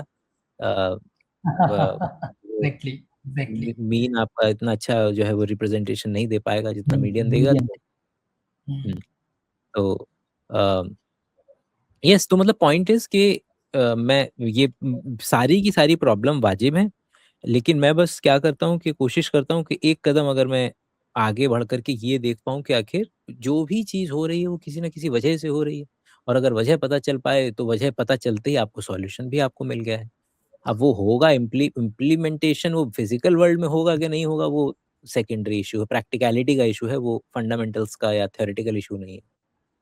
यस, तो ट्रू। जो सॉल्यूशन, मैं सच बताऊँ तो सीधे सॉल्यूशन पर जंप करना है इसके लिए, तो उतना ही वो गलत होगा, क्योंकि हम ऐसे नहीं कह सकते कि हम एग्ज़ैक्टली अगर ये चीज़ कर रहे हैं तो अपने आप ठीक चीज़ है। क्योंकि ये चीज़ बोई गई है, बहुत लंबे समय से बोई गई है और कुछ चीज़ें गलत हो जाती हैं। मैं समझता हूँ ना, ह्यूमैनिटी से या कुछ या सोसाइटी से कुछ चीज़ें गलत हो जाती हैं और उसको रीसेट करने में एक लंबा समय हमेशा लगता है। तो उनमें से एक चीज़ है ये आईआईटी वाली चीज़, जिसको बहुत गलत समय पर आया, मतलब सही समय पर आया, लेकिन धीरे-धीरे उसने गलत रूप ले लिया। अब उस गलत रूप को हम चाहें भी तो ठीक करें तो मेहनत भी लगेगी और लोगों को पहली बात तो एजुकेट करना पड़ेगा इस बारे में कि और करियर क्या-क्या ऑप्शंस होते हैं। और ना केवल करियर ऑप्शंस के अलावा उन्हें ये भी बताना पड़ेगा कि जैसे आपने कहा कि हम किसी एक व्यक्ति को ध्येय मान करके आगे बढ़ना हमारे लिए ज़्यादा आसान है रादर देन हम नंबर्स को सच में समझ पाएँ, क्योंकि नंबर्स को समझना इंसानों के लिए हमेशा से मुश्किल रहा है, आसान नहीं रहा है। तो वो नामों को ज़्यादा याद कर पाना यही एक रीज़न है कि हमारे पास कॉन्टैक्ट लिस्ट्स होती है जिसमें हम नाम भी लिखते हैं नंबर के आगे। तो इसी वजह से क्योंकि हम नंबर के साथ हमेशा से हम खराब रहे हैं। तो अगर मैं बात कहूँ कि स्टैटिस्टिक्स में देखूँ कि कोई कॉलेज बहुत अच्छा परफ़ॉर्म करता है, तो मुझे इस बात से मतलब नहीं है, क्योंकि वो बात मुझे समझ में थोड़ी-सी कम आएगी क्योंकि सारे ही कॉलेजेस फिर उतने ही करीब-करीब परफ़ॉर्म कर रहे हैं। लेकिन जब मैं ये देख लेता हूँ कि ये बच्चा है जिसकी रैंक 1 आई है और इस रैंक 1 वाले की आगे की जो लाइफ़ होगी अच्छा एक बात समझें, हमने कभी हुँ। भी किसी भी व्यक्ति ने ये सर्च करने की कोशिश नहीं की है, शायद कुछ लोगों ने की हुई है, लेकिन ज़्यादातर लोगों का ये नहीं होता है मोटिव, कि जिस व्यक्ति ने आज एआईआर 1 किया है, वो आगे जाकर के सच में पैसे को चेज़ कर रहा है क्या? जिस पैसे को चेज़ करते हुए आपने अपने बच्चे को इसी चीज़ में धकेला, क्या वो सच में उसी को चेज़ करता हुआ आगे बढ़ रहा है या उसने एआईआर 1 लाने के बाद भी वो रिसर्च में रहा, उसने पढ़ाना ही अपना डिसीज़न चुना या उसने एक लो इनकम या ऐसी चीज़ चुनी जिसमें वो खुश ज़्यादा हो सकता है रादर देन वो पैसे ज़्यादा कमा सकता है क्योंकि आपका गोल तो यही था। आपने तो यही सोचा, तो ये तो हम कहीं एनालिसिस कर ही नहीं रहे हैं। तो हमने अगर जब ध्येय माना तो क्योंकि हमें बार-बार पैसा ही सौंपा गया कि भई पैसे हैं, पैसे बहुत ज़्यादा होते हैं इस चीज़ में, तो हमें पता हम ऐसे कनेक्ट करते हैं इस चीज़ से कि ये व्यक्ति है, ये अभी इसकी रैंक 1 आई है, अभी आईआईटी जाएगा और 4 साल या आगे की पूरे जीवन हम जो उसकी लेविश लाइफ़स्टाइल होती है, उसको इमेजिन कर लेते हैं। और उसी लाइफ़स्टाइल में उस प्लेस होल्डर की तरह हम अपने बच्चे को डाल देते हैं और कहते हैं कि मेरा बच्चा भी ये सारी चीज़ें कर सकता है। अब किसी भी नए बच्चे के लिए हालाँकि जहाँ तक मैं मानता हूँ, ये उतना भी गलत नहीं है लेकिन फिर भी एक जो गलत चीज़ है वो ये है कि हम अपने बच्चे को ये मान लें कि ये है जो अब हमारे बच्चे का तो है ही कि उसको जो है एक डुबकी लगानी है और वो ठीक हो जाएगा। लेकिन अब पेरेंट्स के ऊपर ये बात हो गई कि अगर ये डुबकी लगा ले तो हमारे सारे पाप धुल जाएँगे। ये हुँ। पेरेंट्स के बीच में आ गया और कैसे आया? इन्हीं अखबारों ने बोया। तो इस चीज़ को ठीक करने का तरीका तो अंत में यही बच जाता है कि पहले तो इन्हें ये सारे स्टैटिस्टिक्स से रूबरू कराना पड़ेगा कि क्या वो चीज़ें हैं जो असल में मैटर करती हैं आईआईटी जाने के बाद भी या इंजीनियरिंग कर लेने के बाद भी या इस टेक सेक्टर में जाने के बाद भी कि क्या वो सच में पैसा ही है? या आप जो काम कर रहे हैं वो कितना मीनिंगफुल है वो ज़्यादा ज़रूरी है? क्या आप सच में खुश हैं वो ज़्यादा ज़रूरी है पहली बात। दूसरा आप इम्पैक्ट कैसा क्रिएट कर रहे हैं? आपने इम्पैक्ट क्रिएट करना चाहा भी कि नहीं चाहा, तो ये सारी चीज़ें समझाना बहुत मुश्किल हो जाता है मैं मानता हूँ। लेकिन क्यों ना हम स्कूल सिस्टम से ही जाना स्टार्ट करें लोगों को और बच्चों को बताना स्टार्ट करें कि प्लीज़ कोशिश ये करिएगा कि जहाँ हमारे सिर्फ़ 4000 ही सीटें हैं हमारी पूरी आईआईटीज़ में सब में मिला करके और उन 4000 में से अगर आपके सभी अगर आप जितने बच्चे प्रिपेयर कर रहे हैं अगर सबने भी कोशिश कर ली और सब भी बहुत अच्छे हुए, सब भी, तब भी एंट्रेंस सिर्फ़ 4000 बच्चों का ही होगा, बाकी बच्चों का एंट्रेंस नहीं होगा। लेकिन वो अपने इट्स अ आप इन हाँ, नहीं प्लीज़, ना प्लीज़ सॉरी मैं यस, बीच यस। में बोल गया। वो वो अपने आप इनकेपेबल नहीं हो जाते हैं। वो इनकेपेबल नहीं हो जाते हैं, लेकिन आपको ये लगना क्योंकि पेरेंट्स में भी ये चीज़ हो गई है। आप मैं मानता हूँ कि ज़माना तो ये कह ही सकता है देखिए, ज़माना तो ये बिल्कुल कह सकता है कि अब क्या हुआ तू तो 1 साल 2 साल की आईआईटी की प्रिपरेशन कर रहा था या आईआईटी, आईआईएम वगैरह तो चलो तब भी छुपा लेते हैं लोग लेकिन आईआईटी वगैरह की तैयारी कर रहा था, तो क्या हुआ? और उनका तो सवाल बाद में चुभता है, लेकिन अपने पेरेंट्स का ज़्यादा चुभता है। आई एम नॉट सेइंग कि ये मेरे पेरेंट्स के साथ था कहीं इसको इस तरीके से लिया जाए, लेकिन मेरे पेरेंट्स के हुँ। साथ ये चीज़ नहीं थी। मेरे पेरेंट्स ने हमेशा से उसी तरीके से सपोर्ट किया, जैसे सपोर्ट क्या मतलब कि जेईई की प्रिपरेशन एक समय पर मैंने भी करी है, लेकिन मुझे ऑलरेडी बहुत लेट हो चुका था उसे समझने में, कि अच्छा ऐसे प्रिपरेशन असल में करनी चाहिए। तो ये तो एक बात है, लेकिन हाँ जितने भी लोग हैं, अगर हम किसी तरीके से इन्हें अवेयर करा पाएँ कि क्यों करना है आपको ये मुझे बताइए सबसे पहले। और अगर उसके उसकी रीज़निंग उनके पास सिर्फ़ अगर पैसा है, तो हम उनको अवेयर करा पाएँ कि देखिए भई अगर पैसे की ही बात है, तो फिर तो ये रूल्स भी हैं, अगर इनको आपने सच में अच्छे से कर लिया और अगर आपका उसमें इंटरेस्ट बन गया, तो आप ऐसा पैसा कमाएँगे जैसा आईआईटी वाले भी नहीं कमाएँगे। क्योंकि आईआईटी का भी स्टैटिस्टिक्स दिखाइए आप, कि सब तो इतना नहीं कमा रहे हैं, सब भी इतना नहीं कमा रहे हैं। ठीक है, सब सेट हो जाते हैं लेकिन सब भी इतना नहीं कमा रहे हैं, तो ये बात आपको समझनी पड़ेगी किसी तरीके से। तो मैं उसमें अगर हम अवेयर करा पाएँ तो this is one solution that I think we can implement, try to implement, but it लेकिन will मेरे take को लगता है कि काम नहीं कर पाएगा, मैं अपनी रीज़निंग देता हूँ। जी। मेरी रीज़निंग ये है कि बात तो वही निरर्थक हो गई ना कि जो लोग अगर वाक़ई में डेटा से ही समझने की जिनमें काबिलियत होती, तो वो शुरुआत यहाँ से करते ही नहीं ना, आप उन्हें डेटा से तो नहीं समझा पाएँगे। मतलब ये मेरा मैं अपना एक्सियम सबमिट कर रहा हूँ आपको कि यस, यस, कि यस।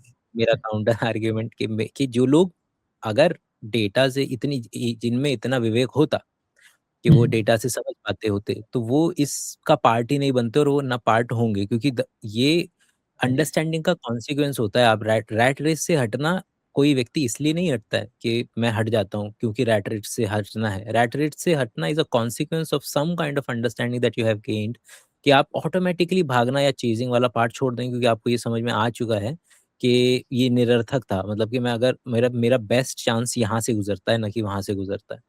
तो एक तो ये पर्टिकुलर रीज़निंग। दूसरा, मुझे ऐसा लगता है कि स्टडीज़ हैं और स्टडीज़ इसी इसी पर्टिकुलर डायरेक्शन से हैं। जैसे मैंने आपको बताया था कि अ, मैल्कम ग्लैडवेल की ही बुक्स हैं, और मैल्कम ग्लैडवेल की बुक मेरे ख्याल से ब्लिंक के अंदर में शायद है ये वाला आइडिया, कि किस तरीके से उन्होंने बहुत जितने भी आइवी लीग कॉलेजेस थे और जितने भी गवर्नमेंट और जितने भी नॉर्मल और प्राइवेट इंस्टीट्यूट्स थे यूएसए की, बहुत एक रिगरस स्टडी थी।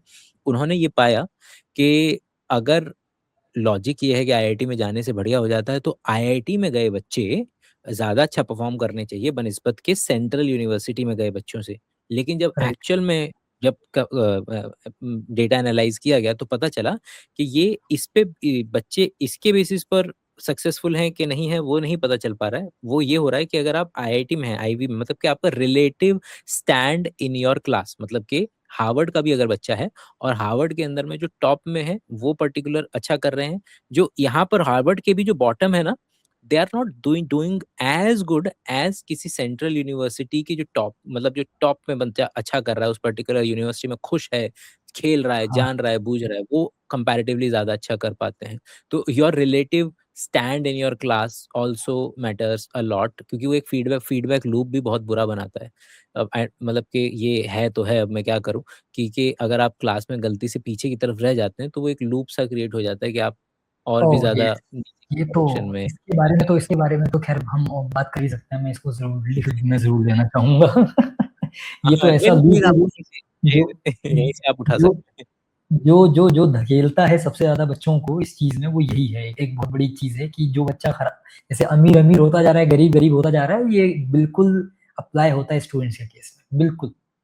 मैं इसके कैसे बिल्कुल मैं कैसे प्लीज़ टेक योर टाइम। मैं हाँ, ठीक है। तो मैं बताता हूँ कैसे एक्चुअली, कि अगर हमारे सामने कोई स्टूडेंट है और उसने परफ़ॉर्म करना, क्योंकि परफ़ॉर्मेंस के जो स्टैटिस्टिक्स हैं, वो खुद ही बहुत ज़्यादा वेग होते हैं, वो सच में बता पाते नहीं हैं सच में कि स्टूडेंट किस तरीके से परफ़ॉर्म कर रहा है, क्योंकि उसके लिए हमें उसका एक एक समझना पड़ेगा कि वो ओवरऑल कैसा सोचता है, और उसकी ऐसी हम टेस्ट्स नहीं बना सकते हैं कभी भी, जिससे हमें एक कोई ऐसा कम से कम कॉमन टेस्ट तो कभी नहीं बना पाएँगे, जिससे हमें बस ये पता चल जाए कि वो उसका सोचने का तरीका क्या है, क्योंकि हर व्यक्ति थोड़ा बहुत तो अलग डिफरेंट सोचता ही सोचता है। तो वो तो हम कभी नहीं निकाल पाएँगे, लेकिन हाँ, ये एक बेसिक स्क्रीनिंग ज़रूर हो सकती है। स्क्रीनिंग की तरह मैं इसे ज़रूर ले सकता हूँ कि स्क्रीनिंग इतना तो एटलीस्ट आना ही चाहिए। अगर इतनी भी चीज़ें अगर आपको समझ में नहीं आती हैं, तो फिर मैं आपको कैसे कह दूँ कि आप डॉक्टर या उसके आप इंजीनियर बनने के लायक हैं। ये तो सच बात है। लेकिन सिर्फ़ यही एक वो नहीं हो सकता, तो फिर भी जब ये फीडबैक लूप बनना स्टार्ट होता है, तो ये इतना विशियस होता चला जाता है, क्योंकि सबसे पहले बच्चे को कुछ चीज़ समझ में नहीं आई, क्योंकि किसी एक पर्टिकुलर टीचर ने किसी एक पर्टिकुलर टॉपिक को उसको सही से नहीं समझा पाया। और उसके हिसाब से वो चीज़ नहीं चली, और ये सबसे ज़्यादा एग्ज़ाम्पल मेरे ही केस में अप्लाई होता है। वो ये है कि मुझे अरिथमेटिक प्रोग्रेशंस नहीं समझ में आते थे बहुत लंबे समय तक। अरिथमेटिक और जियोमेट्रिक प्रोग्रेशंस मैथमेटिक्स में होते हैं, और दूसरा ट्रिग्नोमेट्री होती है। ये दोनों ही चीज़ें मुझे कभी समझ में नहीं आती थी कि मुझे ये ट्रिग्नोमेट्रिक आइडेंटिटीज़ क्यों यूज़ करनी है या रेशियोज़ क्यों यूज़ करने हैं, मुझे कभी समझ में नहीं आते थे। क्योंकि टीचर्स बस कहते थे कि ये है। अब ज़्यादातर लोग समझ जाते थे, और वो लोग अच्छा परफ़ॉर्म करने लग जाते थे, और वो आंसर्स भी सही निकाल लेते थे। लेकिन मेरी समझ में वो कभी आता नहीं था। तो बहुत लंबे समय बाद मुझे ट्रिग्नोमेट्री अपनी लैंग्वेज में समझ में आना स्टार्ट हुआ। लेकिन क्या मैं आज भी ट्रिग्नोमेट्री को उसी तरीके से सॉल्व कर सकता हूँ जिस तरीके से वो लोग सॉल्व कर सकते हैं? बिल्कुल नहीं। ये एक अलग ही मुद्दा है। लेकिन कम से कम मैं ट्रिग्नोमेट्री को इस तरीके से समझता हूँ कि अब मैंने उसे इंटरनलाइज़ कर लिया है अपने अंदर। अब मुझे ये समझ में आता है कि किन थिंकिंग्स को लेकर के ट्रिग्नोमेट्री को असल में बनाया गया होगा, कौन-सी ऐसी प्रॉब्लम सामने आ रही होंगी, जो ट्रिग्नोमेट्री मेरे सामने ना होती तो मैं सॉल्व ही नहीं कर पाता। तो ये मैंने सोचना स्टार्ट कर दिया। अब ये बच्चा कई बार करता है। मैं ये उम्मीद करता हूँ कि मेरे जैसे और कई सारे बच्चे होंगे, मैं कोई खास यूनिक बच्चा नहीं। तो अगर ऐसे कई सारे और बच्चे एग्जिस्ट करते हैं तो उन सारे बच्चों के साथ ये होता रहता है कि बार-बार कॉन्स्टेंटली उनको ये बताया जाता है कि चूँकि उनकी क्लास में बाकी सब बच्चे अच्छा परफ़ॉर्म कर रहे हैं और तुम अच्छा परफ़ॉर्म नहीं कर रहे हो, तो तुम इस रेस में ऑलरेडी पीछे हो और आगे जाकर के शायद तुमसे कुछ ना भी हो पाए। ये उसे मुँह पर अगर नहीं बताया जाएगा तब भी उसके सबकॉन्शियस में ये बात घुस चुकी होगी ऑलरेडी। उसे पता लगने लग जाएगा कि यार मैं खुद ही इनकैपेबल हूँ, मेरे से तो सवाल ही नहीं होते। तो जैसे आज के समय पर यूपी बोर्ड हिंदी मीडियम का बच्चा अपने आप उठ के कहता है कि मैं जब भी किसी बच्चे को पढ़ाता हूँ, आज के समय पर जितने से भी मिलता हूँ, तो कहते हैं सर मैं थोड़ा यूपी बोर्ड हिंदी मीडियम से हूँ, तो मुझे चीज़ें धीरे समझ में आती हैं। मैंने कहा आपको धीरे समझ में नहीं आती हैं, आपको चीज़ें हिंदी में समझ में आती हैं। बात खत्म है बस। इतना ही अंतर है। आपको उतनी ही समझ में आती हैं जितनी मुझे समझ में आती हैं, जितनी किसी इंग्लिश मीडियम वाले को आती हैं, बस मैं अगर आपकी लैंग्वेज में बात करने लग जाऊँगा तो। अब चूँकि हिंदी की अडैप्टेबिलिटी, एक्सेप्टेबिलिटी उतनी ज़्यादा नहीं है जितनी इंग्लिश की है, इस कम से कम ऑफ कोर्स एजुकेशन में अगर मैं साइंटिफिक एजुकेशन कर रहा हूँ तो उसमें थोड़ा-सा हिंदी के साथ पढ़ना ऑफ कोर्स डिफिकल्ट हो जाता है, क्योंकि अल्कोहल अल्कोहल हो जाता है हिंदी में। तो अल्कोहल इज़ अ टर्म कि हम यूज़ करते हैं उसमें। तो आपने केमिस्ट्री में आप जानते हैं गिब्स फ्री एनर्जी होती है, उसको हिंदी में गिब्स मुक्त ऊर्जा बोला जाता है। तो दैट ऑटोमैटिकली गेट्स वेरी क्या कहूँ डराने वाला, है ना? इंटिमिडेटिंग सा हो जाता है हमारे लिए कि ये क्या चीज़ है? तो हम उसे उसी तरीके से लेते हुए भी चलते हैं। तो बार-बार अगर मैं देख रहा हूँ कि बच्चों को ये फीडबैक दिया जा रहा है कि आप कुछ खास नहीं कर सकते क्योंकि आप ऐसे बिलॉन्ग ही नहीं करते हैं और यूपी में और विलेजेस में और बिहार वगैरह में ऐसे कई सारे कॉलेजेस एग्जिस्ट करते हैं जिसमें कि बच्चों को कुछ नहीं माना जाता है, उनकी रिस्पेक्ट नहीं होती है और उनकी रिस्पेक्ट सिर्फ इसलिए नहीं होती है क्योंकि उन्होंने कुछ एक अच्छा ग्रेड अर्न नहीं किया है और वो ग्रेड अच्छा अर्न ना करने के पीछे जो रीज़न था वो ये नहीं था कि वो इनकेपेबल है, जबकि बस ये है कि उसका तरीका थोड़ा-सा डिफरेंट होना चाहिए था शायद उसको समझाने का या समझने का। वो चीज़ तो जैसे-जैसे होता चला गया उसने हार मानना स्टार्ट कर दी और ये साइकिल बढ़ती चली गई, बनती चली गई, बनती चली गई और इंजीनियरिंग या कंप्लीट सब कुछ कर लेने के बाद ये बच्चा कह रहा है देखो भई, मैथ तो मेरे से नहीं होती है। I am not a math person. लेकिन मैं अपने केस में कहता हूँ कि no one is a math person and no one is a not math person. तो ये एक बात होती है कि अगर आपने उसी तरीके से जिस तरीके से मैं सोच रहा था, अगर आपने अपने अडैप्ट उस तरीके से किया होता तो आपको समझ में आ जाता। लेकिन आपने ये सोचा है कि मैं क्यों ही पढ़ रहा हूँ एपीजीपी और आपने बहुत समय तक उसका क्वेश्चन का आंसर ढूँढने की कोशिश नहीं करी, जो टीचर्स आपको बता सकते थे। थोड़ा बहुत समय लगता है, मैं कम से कम कहता ये तो टेंजिबल सॉल्यूशंस हैं, अगर बहुत सारे सॉल्यूशंस टेंजिबल नहीं भी हैं, तो ये तो हैं ही कि टीचर्स को हम ऐसे ट्रेन कर सकें कि दे talk about the problems first and then come to the solution rather than directly picking up the question and telling you the solution and then just telling you कि भाई 2-3 क्वेश्चन ऐसे कर लो और 4-5 क्वेश्चन अगले ऐसे कर लेना। तो ये एक तरीका। तो सेक्शंस में बाँट देते हैं, एक ही एक्सरसाइज को सेक्शंस में बाँट देते हैं। तो हाँ, ये एक प्रॉब्लम है। तो हम इसे ठीक लेकिन कर देखिए सकते हैं। इसमें जो एक सेंट्रल प्रेमाइस जो मुझे नज़र आता है वो ये है कि टीचर्स भारत में ट्रांजिशनल टीचर होते हैं। समझ रहे हैं आप? कि right, right. They are there for in like when we say ना कि I am in between jobs. तो या। भारतीय टीचर जो होता है वो इन बिटवीन जॉब्स होता है केवल और केवल। औरतों को प्रेशराइज़ किया जाता है कि आप देखिए स्कूल की टीचर बन जाइए। क्यों? इसलिए नहीं राइट। क्योंकि उनसे उनको घर बुला कर के 2 बजे उनको बच्चों को वो घर का खाना बनवाना है कि भई 2 हुँ, बजे हुँ। घर आ जाएगी, खाना बना देगी। तो भारत में नंबर 1 पे कंसीडर किया जाता है कि लड़की से जॉब करा लेंगे, लेकिन देखिए टीचर टीचर की जॉब जो है वो करा लेंगे। दूसरी तरफ आप ये देखें कि the difference between a private sector and अ सरकारी सेक्टर के अंदर में आप देखें तो आपको ₹15,000 ₹15,000 मतलब नंगा नहाएगा क्या, निचोड़ेगा क्या?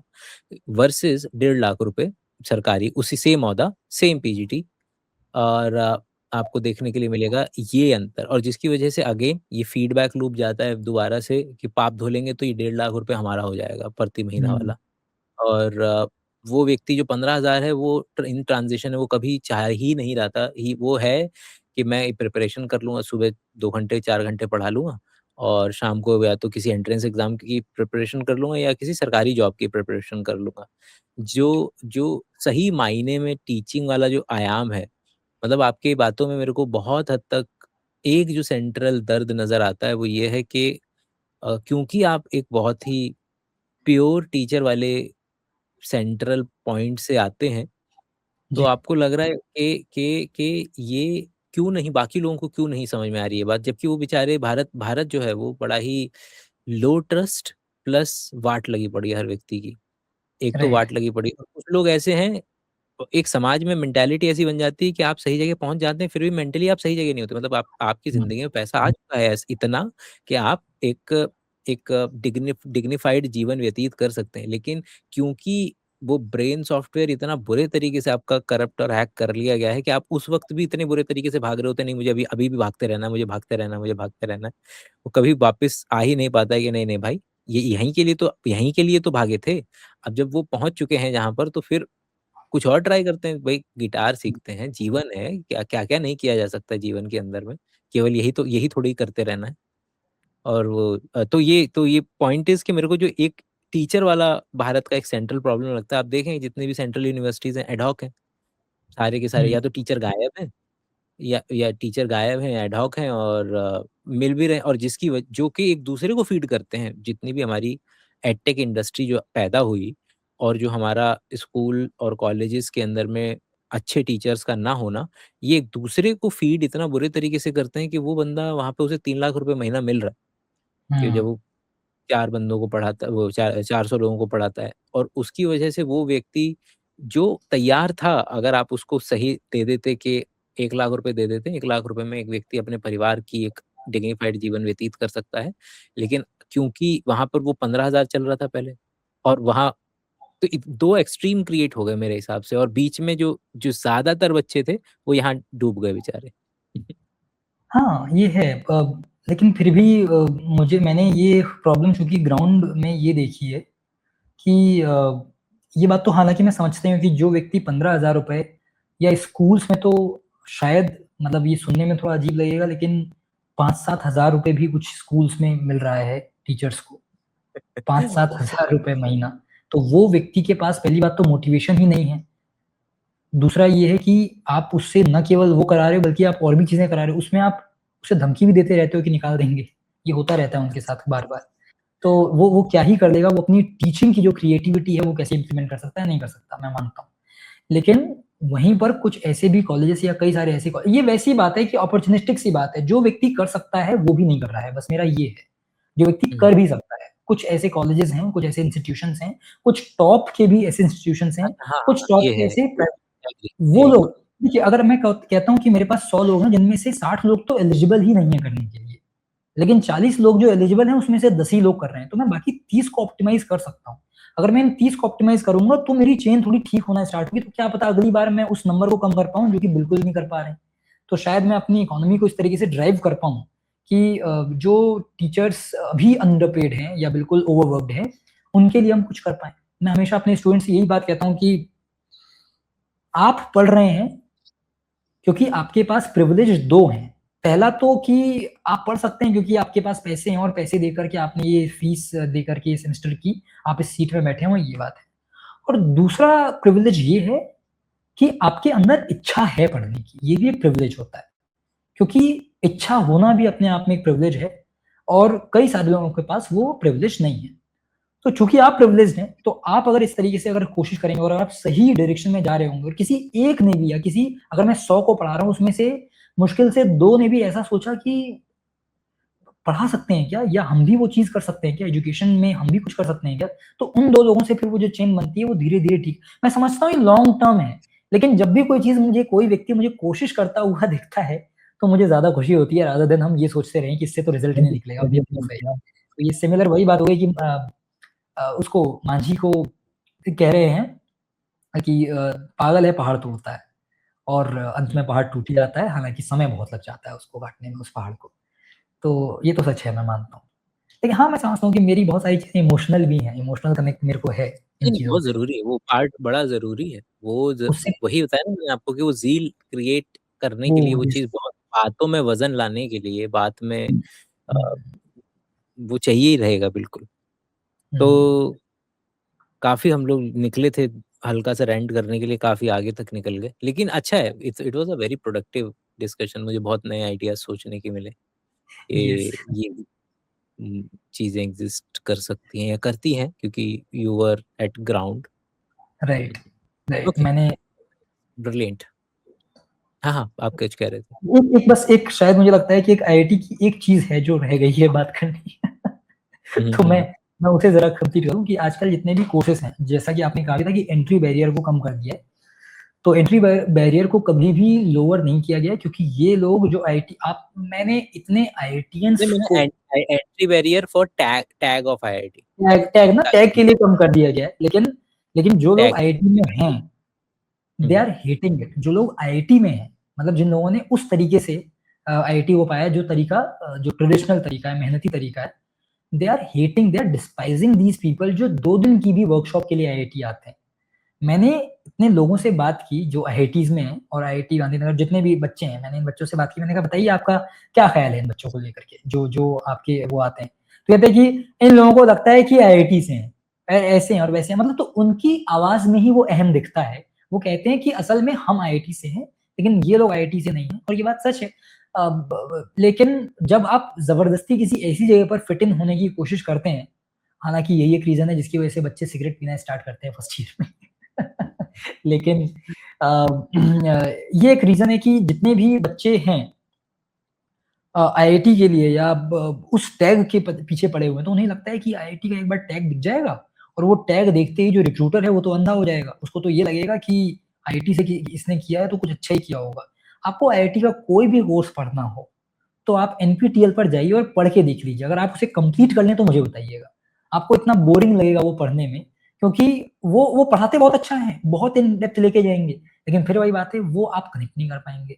आपको फ्लैशी टीचिंग चाहिए, आप फ्लैशी टीचिंग के पीछे हैं इस वक्त, और उस फ्लैशी टीचिंग के चक्कर में जो जो जो जेन्युइन कंटेंट आप तक पहुंच सकता था और जिसको असल में समय लगना चाहिए, अच्छा समय लगना चाहिए। मैं इसके बिल्कुल खिलाफ नहीं हूँ कि अगर मैंने किसी चीज को 4-5 साल में सीखा है और वो उसे कोई 6 महीने में सीख करके मुझे कंप्लीट करता है, मैं इस बात के बिल्कुल खिलाफ नहीं हूँ। मुझे खुशी होगी कि हमने इस प्रोसेस को ही ऑप्टिमाइज कर लिया है, लेकिन ये धोखे में भी तो हैं, क्योंकि इसको ऑप्टिमाइज करना इतना आसान भी तो नहीं है।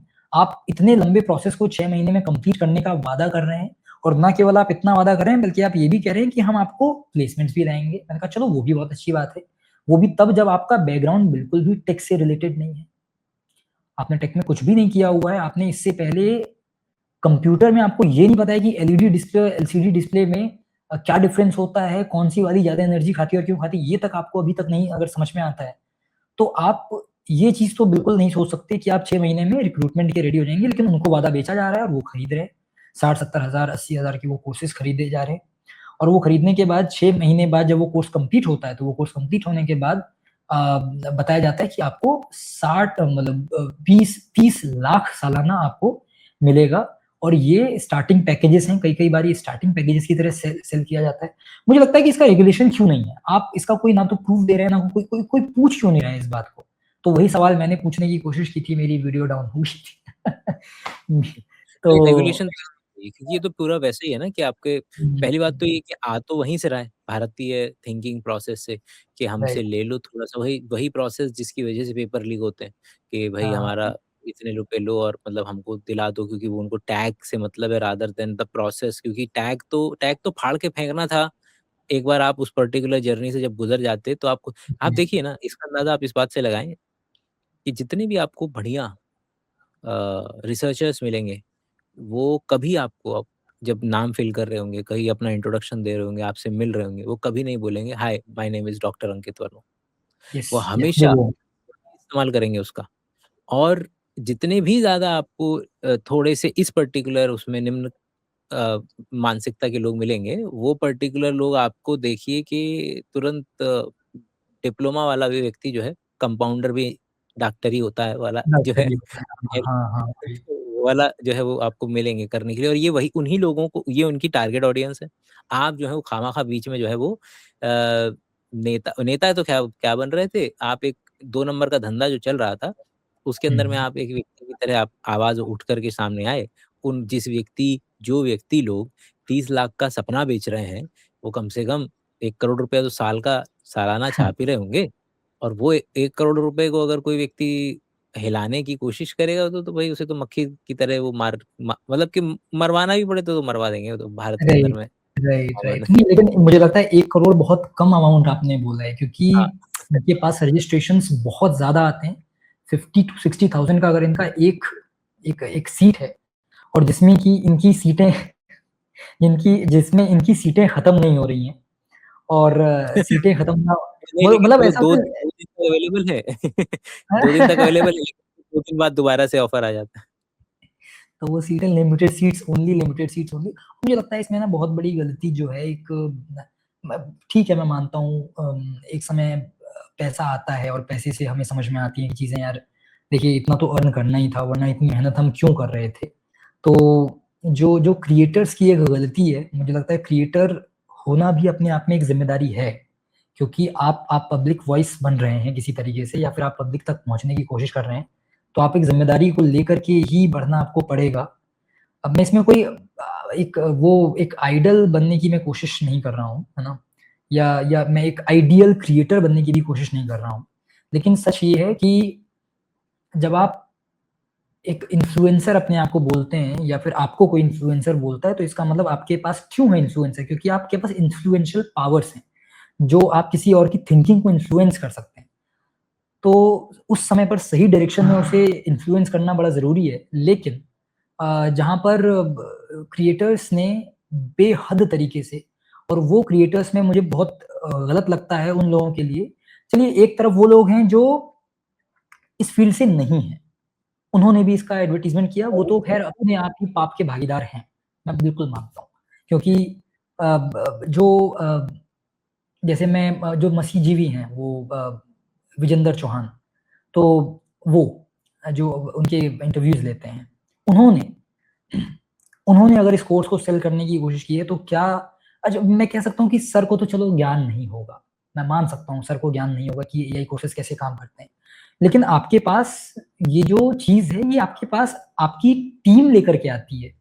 आपकी टीम को आपने हायर इसलिए किया हुआ है ताकि वो इस बात को रिसर्च करें और वो समझें कि ऐसा हो सकता है। चलिए एक बार को मानते हैं कि उन्होंने नहीं भी किया, लेकिन वो लोग जिन्होंने इसी चीज़ में ग्रो किया है, जो लोग ऑलरेडी गूगल में हैं, माइक्रोसॉफ्ट में हैं, वो लोग इस कोर्स को ऐसे कैसे बेच सकते हैं कहते हुए कि आप एक बार ये कर लीजिए और 20-30 एलपीए की आपकी जो है जॉब लग जाएगी। जबकि आपको पता है वो प्रोसेस, आप जानते हैं उस प्रोसेस से बहुत अच्छे से वाकिफ़ हैं आप और आपको पता है कि तेल निकल जाता है ऐसी चीज़ को निकालने में, है ना?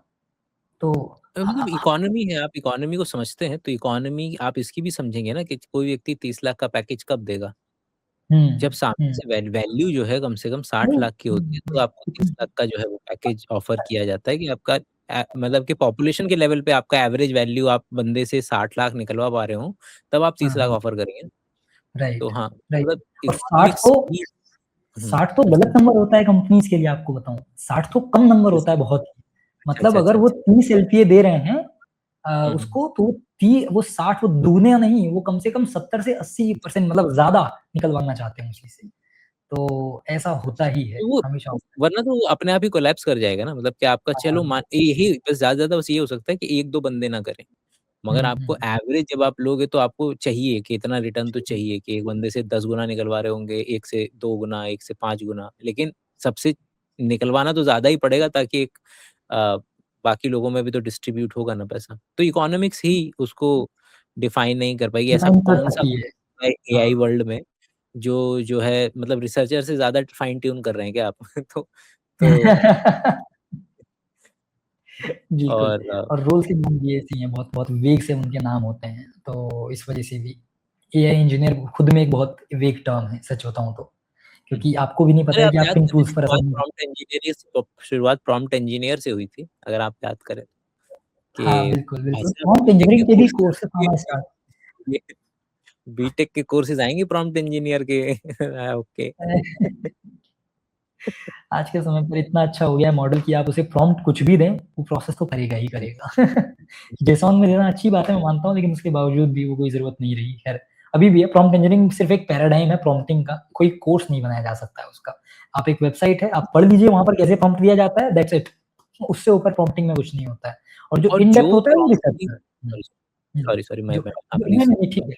जो रिसर्चर जो प्रॉम्प्टिंग कर रहे हैं, वो हाँ, रिसर्चर्स जो कर रहे हैं। प्रॉम्प्टिंग हाँ, वही कि वो हुँ, ऑप्टिमाइज़ेशन है आपके मॉडल हुँ, का ज जो जिसकी जिसकी ज़रूरत शायद इस व्यक्ति को है भी नहीं और वो उसके पास पकड़ने के लिए कुछ है भी तो नहीं कि हुँ। मैं प्रॉम्प्टिंग कर रहा है रेट्रोस्पेक्टिवली गूगल खोल कि भैया मैं दे रहा हूँ ये 2 ऑप्शन, आपको कौन-सा पसंद आया?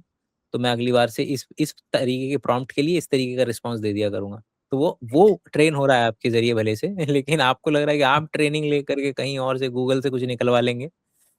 तो नहीं, उसका तो मतलब नहीं। टेस्ट है। टेस्ट मतलब कि अगर आपको आपके पास वोकैब्युलरी ही नहीं है, जैसे मैं हुँ, जब एक थंबनेल जनरेट करवाता हूँ, तो मेरे पास एक ख़ास वोकैब्युलरी है। वो वोकैब्युलरी क्या है कि भाई इसको ऐसे मेरे को जो इस व्यक्ति की जो मैंने फ़ोटो दी है तुम्हें जो धुंधली-सी है, इसको एचडी करना है लेकिन उसको ऐसे 35 एमएम वाला जो लेंस है, उसका मेरे को आउटपुट चाहिए। ये आइडिया कि आपको पता है कि 35 एमएम पे या 50 हुँ, एमएम पे वो कैसा दिखता है, वो वो जो स्पेसिफिसिटी और जो वोकैब्युलरी आपके पास है, वो आप उसको दे रहे थे और उसके बेसिस पे वो आपको दे देगा। लेकिन अगर आपको लग रहा है कि कुछ ऐसा होगा इस दुनिया में कि आपके पास वोकैब्युलरी है नहीं, जानते हैं नहीं आप दुनिया को और आर्टिस्टिक जैसे स्टाइल्स हैं, तो अगर आपको पता है कि भई आपको 1950s का एलन मोर का कॉमिक स्टाइल के अंदर में चाहिए, तो अब आप उसको बड़ा स्पेसिफिक देंगे तो वो आपको दे देगा। आई डोंट थिंक कि उसके लिए कोई प्रॉम्प्टिंग कोर्स इंजन एक तरीके से हो सकता है। की ज़रूरत हाँ, लेकिन पड़ेगी। जो इन डेप्थ हो रहा है वो रिसर्च लेवल पर हो रहा है। वो ये हाँ, वो नहीं है। रिसर्च है, उसका हाँ, लेना-देना ही नहीं है, वो व्हाइट पेपर का काम है कि भई वो ये अपने लेवल पे अपने मॉडल को फाइन ट्यून देख रहे हैं कि क्या देने पर क्या-सा निकल कर के से आता है, तो क्या थोड़ा-सा बेहतर रह सकता है। तो जनरल गाइडलाइंस बनाई जा सकती हैं कि जनरल गाइडलाइंस ये हैं इस पर्टिकुलर मॉडल की और आप देखें ना कि शुरुआत में अगर आप याद करें, तो मॉडल्स कितने ज़्यादा हुआ कर रहे थे। जीपीटी के भी मॉडल्स के ये इसके लिए इस काम इस पर्टिकुलर तरीके की चीज़ के लिए ये, इसके लिए ये। अभी इन लोगों ने कर मर-मरा के 3 पे ये लोग सेटल होने की सोच रहे हैं हुँ, कि हुँ। एक फास्ट, एक प्रो एंड रिसर्च एक्सपर्ट हाँ, वही हाँ, ऐसे ये डीप रिसर्च यस। ये और कि ये इस पे सेटल कर लेते हैं, सब लोग मर्ज हो गए हैं। अगर याद करें मेरे ख्याल से डीप सीक ने पहली बार वो थिंकिंग वाला जो है ना, जो कि चलता रहता है कि दिखाता रहता है कि वो क्या सोच रहा है, सबसे शायद पहले मेरे ख्याल से डीप सीक ने किया था, डीपसीक तब उन्हें उसके बाद निकाला था, वही एक ब्रेक थ्रू था, बाकी सबने कॉपी करते हुए अब हम सबकी थिंकिंग देख सकते हैं। तो हुँ। आई होप आपने जेमिनी का डीप रिसर्च वैसे यूज़ किया होगा कभी ना कभी? हाँ, हाँ। जेमिनी का डीप ये रिसर्च है ना? कभी नहीं होता हाँ। है ना? जेमिनी का डीप हाँ, रिसर्च बेसिक मुझे लगता है बहुत फिनोमिनल है। हाँ, हाँ। बहुत फिनोमिनल है। मतलब इतनी मैं क्योंकि मतलब करता तो हूँ ही, नो डाउट हुँ, लेकिन मेरा मेरा क्या हो गया है कि नोशन पे ज़्यादा मेरी बहुत ज़्यादा डिपेंडेंसी हो गई क्योंकि मेरा हुँ, सामान और मॉडल उसमें सारे अवेलेबल हैं।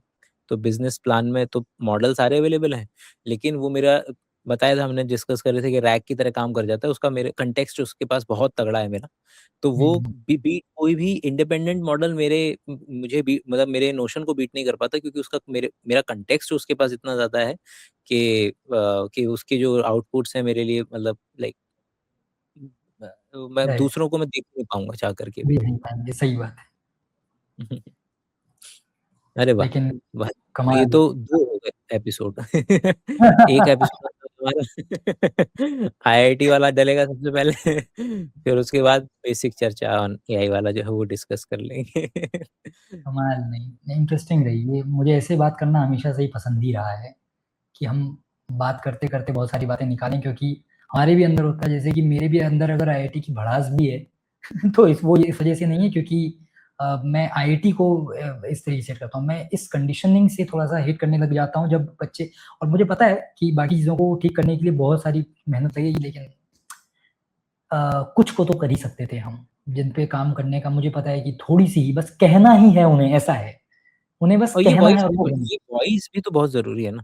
The hmm, thing that we are doing right now अगर ये डिसेंट ही एग्ज़िस्ट नहीं करेगा, they will never get to know कि सेकंड ऑप्शंस एग्ज़िस्ट क्या करता है।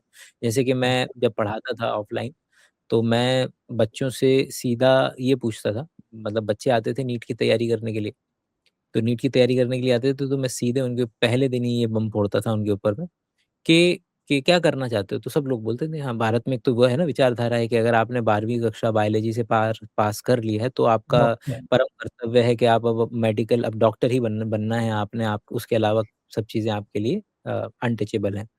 तो मैं उनसे हाँ, पूछता था कि देखो दोस्त, ये रही बीएससी, ये रही एमबीबीएस और ये रहा पैरामेडिकल। मैंने 3 चीज़ें बोली हैं। तो इसके अलावा क्या चीज़ पॉसिबल है? मतलब कि मतलब ऐसा तो है नहीं ना कि इस दुनिया में 3 चीज़ों के अलावा कुछ चीज़ें होती नहीं होंगी बायोलॉजी से रिलेटेड।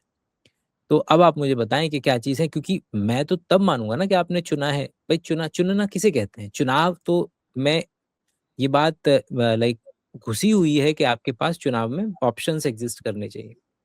तो आप मुझे ज़रा बताएँ कि क्या ऑप्शंस थे? अगर आप मार्केट जाते हैं, बोलते हैं कि मुझे आइसक्रीम चाहिए, आप आइसक्रीम लेते हैं, घर आ जाते हैं, पिताजी पूछते हैं कि बेटा कौन-सी आइसक्रीम चूज़ की? तो आप कहें कि वनीला, बोले कि उसने क्या ऑप्शन दिए थे? बोले कि नहीं पिताजी उसने तो वनीला ही दिया था। तो भई आपने चूज़ कहाँ करा? आपने तो बस उसने उसने जो दिया आप लेकर के घर आ गए। अगर उसने ऑप्शंस दिए होते 5-6 तो आपने चूज़ चूज़ किया हुआ माना जाता। तो जिससे ये पता चलता है कि भारतीय बच्चा जो एटलीस्ट 11वीं-12वीं में जब घुस रहा होता है, तो वो चूज़ नहीं कर रहा है। समाज ने उसको एक धारा प्रवाह में उसको पहले से ही बहा करके भेजा है कि आप अगर 12वीं से बायोलॉजी करके निकले हैं, तो आपने एम्स के दरवाजे के बाहर ही जा कर के लौटना है सबसे पहले। सही। और अ, कई लोगों को ये भी चुनने का मौका नहीं मिलता है कि उन्हें 11वीं-12वीं में क्या चुनना था, वो भी हुँ, नहीं मिलता ज़्यादातर है। ज़्यादातर ज़्यादातर आपके 2 चीज़ें निर्धारित करती हैं, एक तो नंबर निर्धारित करते हैं, कि अगर आप हाँ। भले से आपका जितना जितना उस मतलब कि एक तो नंबर ही अपने आप में निर्धारित कर रहे हैं, वही मेरे को बड़ा अजीब लगता है, हुँ, कि हुँ। पसंद कैसे it is very much possible कि कोई चीज़ आपको पसंद है उसमें ठीक है, मतलब मरेंगे नहीं, लेकिन ये भी नहीं है कि पसंद है तो आप उसमें बहुत तगड़ा नंबर लाएँगे ही लाएँगे। ठीक मतलब एक वो है ना एक एक स्वीट ज़ोन लगता है मुझे 60-80 वाला, 60-80 एक स्वीट ज़ोन है भारत के जिस तरीके से नंबरिंग सिस्टम होता है, नंबर-वंबर दिए जाते हैं। मुझे 60 से 80 वाला पोर्शन ऐसा है कि हाँ, ठीक है, बच्चे को इसके बारे में बेसिक जानकारी भी है और इतना भी हाँ, नहीं हाँ। पगलाया है ये व्यक्ति इस चीज़ को लेकर के कि वरना अगर इसके आ रहे हैं 97 तो इसका मतलब है कि उसका खामियाज़ा कहीं और भुगता गया है, तभी वो नहीं इधर होता इतना है, हाँ। समझ पाया। तो वो 60 से 80 वाला स्वीट स्पॉट लगता है मुझे कि तुमने मतलब और भी चीज़ें करें करे करे मतलब ओवरऑल डेवलपमेंट है ना। आप देखें एक और मैं आपने अक्सर देखा होगा जितने भी एलन के या जितने भी टॉपर्स आते हैं, वो बच्चे उनके सामने ज़िंदगी में जब पहली बार माइक दिया जाता है, उनकी हालत हुँ, देखिए आप। वो व्यक्ति ऐसा लगता है कि अभी-अभी उसको कंप्यूटर में से निकाल कर के अभी इसमें सॉफ्टवेयर डालना बाकी है। अभी हुँ, हुँ, ये हुँ, डेमो पे हुँ, चल रहा है, अभी केवल और केवल ये प्रोटोटाइप है और उसको निकाला गया है वो बच्चा how to handle themselves, how to express themself, how to like questions के किस तरीके से आंसर किए जा रहे हैं। ये बेवकूफ लोग चौथी क्लास के बच्चे को लेके आए, एक टीचर ही है, चौथी क्लास के बच्चे को लेके आए, आप बताइए ये मेरी बच्ची चौथी क्लास में नीट की तैयारी कैसे करे? जो फर्स्ट वाह! मतलब कि आप एक तो इतनी देर कर दी आपने चौथी क्लास में ला रहे हैं। जब गर्भावस्था थी तभी लाना चाहिए था इस बच्ची को। तो ये तो हुँ। हाँ, इसमें हाँ, शॉक तो प्लीज़। मैं भी होता हूँ कि 11 साल के बच्चे को एक माँ लेके आई थी मेरे पास, मतलब मेरे पास क्या ऑनलाइन, कि इसे भी पाइथन पढ़ा दीजिए, एआई पढ़ा दीजिए। मैंने हुँ, कहा उसको ये तो पहले समझने दो कि प्राइम नंबर क्या होता है, हुँ, तब हम बात हुँ। करेंगे इस बारे में। थोड़ा एन्जॉय करने दो उसको, लेकिन लेकिन आज तो मज़ा मतलब आया। है नहीं आप मैं आपको आप देखिए ना वो वाला कि मैं अभी जितने भी हमारे मित्र हैं बाहर हैं और ऐसी-ऐसी बातें सुनने को मिलती हैं जो हमने शायद डिस्कशन कर रहे थे जब हम कि किस तरीके से कि आपको भत्ता मिलता है कि आप हम दोनों ही बात कर रहे थे इस चीज़ को लेके जब मैंने आपको बताया था मानव कौल की मैं किताब पढ़ रहा था और हाँ, मानव कौल की हाँ, हम ही दोनों का, हम ही दोनों। हाँ, तो कि किस तरीके से कि बौराना नहीं है मतलब कि जो हमारे मतलब देसी शब्द जो है कि इतना बौरा जाते हैं इस पर एक पर्टिकुलर चीज़ को लेकर के उसके सारे आयाम मार देते हैं और वो हुँ, सिनर्जिस्टिक होते हैं। सही मायनों में अगर देखा जाए तो सिनर्जिस्टिक होते एक दूसरे का इतना हेल्प करते उसको और एक और चीज़ जो मैं बायोलॉजी या न्यूरो साइंस की नज़र से आपको बताना चाह रहा था कि आप देखेंगे कि there is a very specific जब जब देश के लेवल पे टेस्ट हो रहा है तो क्योंकि variation also exist at the level of brain क्योंकि हम मानना चाहते हैं क्योंकि घर वाले जब डांटते हैं तो ये बोलते हैं ना कि बेटा 24 घंटे हैं उसके जो टॉप कर रहा है बेटा उसके भी 24 घंटे हैं तेरे पास 24 भी 24 घंटे। घंटे हैं तू कैसे टॉप कर रहा है तो ये तू टिपिकल भी रोटी डायलॉग है। खाता है, तू भी रोटी खाता है, वो भी रोटी खाता है।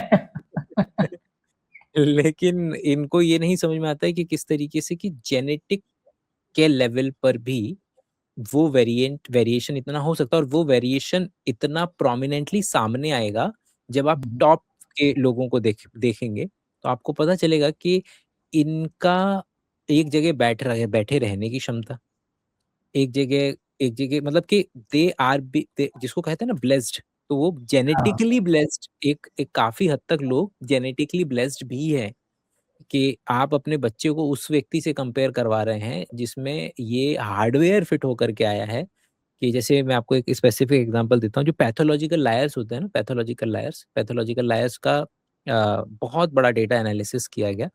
तो उसमें पता चला कि व्हाइट मैटर का जो रिलेटिव रेशियो है वो बहुत ज़्यादा है। मतलब हमारे ब्रेन में 2 हिस्से होते हैं, व्हाइट मैटर और ग्रे मैटर। तो व्हाइट मैटर क्या करता है कि जैसे जैसे समझिए कि ये तार जो है, ये व्हाइट मैटर को रिप्रेजेंट करता है, क्योंकि ये कंडक्शन को डिफाइन करेगा। और अगर इसके इसके ये काले रंग का है और ये मतलब कि इस सोमा वाला पार्ट हो जाता है, तो न्यूरॉन ऐसा देखा होगा आपने कि ये इसका ऐसे जा हाँ, रहा होता है और ये राइट, राइट। इसका मुंह वाला पार्ट होता है। तो ये जो है ये बनाता है व्हाइट मैटर को। तो ओह! उन लोगों में ये वाला जो हिस्सा होता है ना, बहुत बहुत ज़्यादा होता है। कंपैरेटिवली रिलेटिव रेशियो उनका ज़्यादा होता है, जिसकी वजह से वो 5-6 चीज़ों के अंदर में परम्यूटेशन कॉम्बिनेशन का जो कैलकुलेशन है वो इतना जल्दी कर पाते हैं कि फटाफट से अच्छा। आपके सोचने से पहले वो झूठ बोल सकते हैं। मतलब कि क्योंकि वो एक बेसिक लेवल पे वो कैलकुलेशन ही है ना, और वो हुँ, हुँ, हुँ, कैलकुलेशन हो करके अच्छी तरीके से उसको प्रेज़ेंट किया जा सके, उसके लिए बड़ा ज़रूरी है उनके पास व्हाइट। तो आप देखें कि दूर से देखने में लग सकता है कि ये बंदा है ही कमीना, भाई ये पैथोलॉजिकल लायर है, लेकिन उसके पास हार्डवेयर है उस चीज़ का, जिसकी वजह से हाँ, वो पर्टिकुलर वो काम कर पा रहा है। और भारत में जहाँ पर जब जब नीट में अगर 20-25 लाख बच्चे बैठ रहे हैं और उसमें से अगर आप पहले 100 बच्चों को अगर मानेंगे, तो आप ये मान कर के चलें कि उस 100 में जो जेनेटिक लॉटरी वाला पार्ट है, वो भी एक अच्छा खासा रोल अदा करेगा, जो कि लोग नहीं समझते हैं कि जो दूसरे को बोल आई देते हैं ना कि नहीं, नहीं। I totally get that. वो मैं बहुत अच्छे से समझ पाता हूँ, क्योंकि ऑफ़ कोर्स हो ही नहीं सकता कि जब सब लोग, मतलब मेरी तो थियरी ऐसी है, मैं अगर मैं इतनी अगर डेप्थ में ना इस भाषा का इस्तेमाल करते हुए मैं अपनी तरफ से कहूँ, वो ये है हुँ, कि अगर सब दिख अलग सकते हैं, सबके फिंगरप्रिंट्स अलग हो सकते हैं, तो मैं बिल्कुल मान सकता हूँ कि दिमाग भी अलग हो सकते हैं। हुँ, तो ऐसा हो ही नहीं सकता कि दिमाग भी सबके सेम होते हों। लेकिन बट हालाँकि ये बहुत शैलो सी वो है, स्टेटमेंट है, लेकिन फिर भी ये कहीं न कहीं उसी बात को डिफाइन करती है, जो हुँ, ये है हुँ, कि बिल्कुल, अ, बिल्कुल। यस। बहुत जी। शुक्रिया, मैं इसको क्लोजिंग रिमार्क्स दे रहा हूँ हमारे वीडियो के लिए। तो मतलब इतना जी, मज़ा आया, जितने लोगों को नहीं पता है, ये वीडियो हम लोग बैठे थे, पता भी नहीं चला अपन लोगों को। इस वक़्त 2 घंटे 40 मिनट हो चुके हैं हमको बतियाते हुए। जी, जी। और वो तो रिकॉर्डिंग बटन को ऑन किए हुए हुआ है, शायद उससे भी ज़्यादा समय व्यतीत हो सबसे चुका है ज़्यादा हमारा। समय। बिल्कुल, I loved it. I had a blast. बहुत मज़ा आया। मैं बिल्कुल जितना जल्दी हो सके अलग-अलग तरीकों से आपको परेशान करूँगा। तो मैं ये इसलिए जी। बोल रहा हूँ कि दबाव बना रहे, ऑनलाइन आपने हाँ करवा लेता हूँ। मैं लोगों से ऑनलाइन हाँ करवा लेता हूँ। फिर मैं उसकी रील काट कर भेजता हूँ, देखो भाई साहब आपने ही कहा था। जी, बिल्कुल, बिल्कुल, आप कभी भी चलिए। परेशान कर सकते हैं, और मुझे मज़ा ही आएगा इसमें, इसमें परेशान होने में मुझे मज़ा ही आएगा, क्योंकि यही एक चीज़ है चलिए। जिसमें मैं परेशान हो सकता हूँ अच्छे से। Thank you. Thank you so much. Bye bye. Thank you. Yes, bye.